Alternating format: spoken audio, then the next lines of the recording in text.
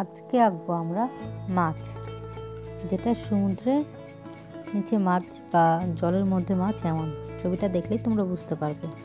Pencil দিয়ে প্রথমে ঠোঁটটা করে নিলাম, এবার মাছের আর শ্রেণী পাখনাটা করে নিচ্ছি,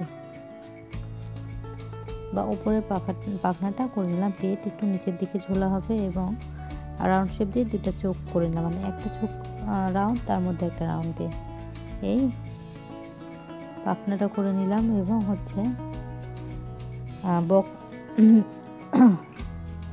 হয়ে গেল আমাদের উপরের পাখা। এবার দেখো মার্কার দিয়ে আউটলাইন করে নিচ্ছি উপরে, হচ্ছে পাখনাটা দিলাম লেজ। এবার বক্ষ আর কি, মানে বুকের যে পাখনাটা সেটা দিলাম, সেগুলো দিচ্ছি। দেখো হয়ে গেল আমাদের মাছ আঁকা। এই যে বক্স করে নিয়েছি। এবার এখানে আমি একটু মাটি দিলাম, যে সমুদ্রের নিচে একটু মানে বালি বা মাটি যাই হোক থাকে, ছোট ছোট গাছ থাকে, পাথরগুলো দিয়ে নিচ্ছি, মানে ঘাসের মতো যে গাছগুলো থাকে সেগুলো এঁকে নিচ্ছি।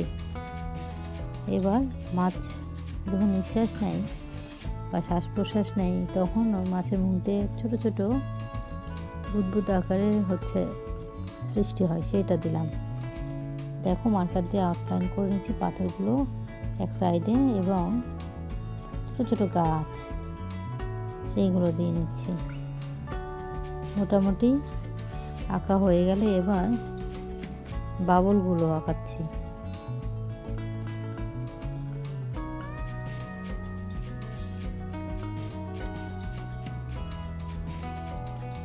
যেখানে পেন্সিলের দাগ সেটা মুছে নিলাম। প্রথমে আমি এখানে করে নিচ্ছি জল, মানে সমুদ্রের জলে নীল রং হয় সেই কালারটা আমি করে নিচ্ছি। নীল রঙের এখানে আমি হচ্ছে নীলের সাথে আকাশি দুইটা মিক্সড করে কালারটা করছি। কোথায় কোন কালারটা লাগবে সেটা বুঝে করছি। কালারগুলো অনেক বুঝে শুনে জায়গা বুঝে কালারগুলো দিচ্ছি। প্রথমে দেখো আকাশি করে নিচ্ছি, আকাশির সাথে হচ্ছে নীল যেটা সেটা দিচ্ছি, নিচের দিকেও তাই। তাহলে আকাশি কাজটা আগে শেষ করে নিচ্ছি, আর তার সাথে নীল এমনটা। তোমরা চাইলে শুধু নীল কালারটাও ইউজ করতে পারো।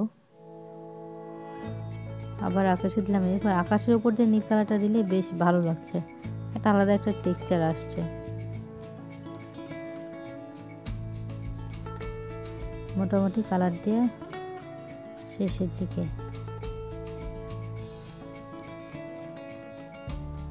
এবার নীল কালারটা দিচ্ছি, নীলটা দিয়ে জিনিসটা আরও ডিপ হয়ে গেল, দেখতে আরও বেশি সুন্দর লাগছে। যখন আমরা মাছের কালারটা দিব তখন আরও ভালো লাগবে দেখতে। ব্যাকগ্রাউন্ডটা আগে করে নিলাম। এবার দেখো পাতাগুলো সবুজ কালার দিচ্ছি, সবুজ করে নিচ্ছি। ছোট ছোট গাছ থাকে পানির নিচে, সেইগুলো এবার ইয়েলো কালারটা দিচ্ছি।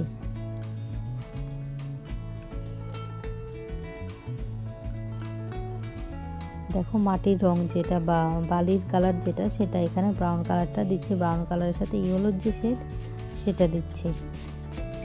মোটামুটি আমাদের মাটির রংটা হয়ে গেল। এবার দেখো ইয়েলো শেডে আমরা এখানে পাথরের কালারগুলো দিচ্ছি, সেটার সাথে আবার ডার্ক লাইটের জন্য এখানে আবার কালার দিচ্ছি।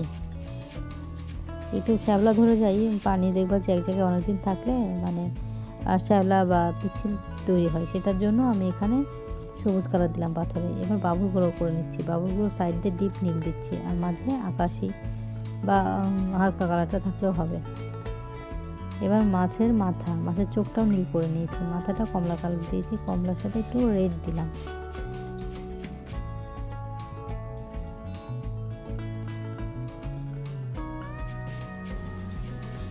পাখায় কালার দিয়ে নিলাম, মাথা হয়ে গেল। এবার লেজে কালার দিচ্ছি,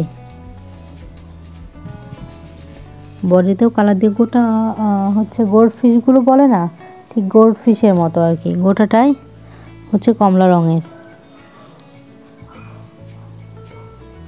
এখানে কমলা একটু হালকা করে দিয়েছি। এবার তার পাখাগুলোও কালার করে নিচ্ছি, সেটার মধ্যে হচ্ছে লাল রং দিচ্ছি। এখানে আমি ইউজ করছি এটা হচ্ছে ডায়মন্ড কালারটা, আমি ডায়মন্ড কালার দিয়ে বেশি কাজ করি। এখানে আবার দাগ দিয়ে নিচ্ছি, পাখাগুলোর যে টেক্সচারটা সেটা দিয়ে নিচ্ছি কোনটাই কেমন। মাছের মাথার তুলনায় বডিটা একটু হালকা কালার দিয়েছি। এবার লেজের দাগগুলো টেনে নিচ্ছি।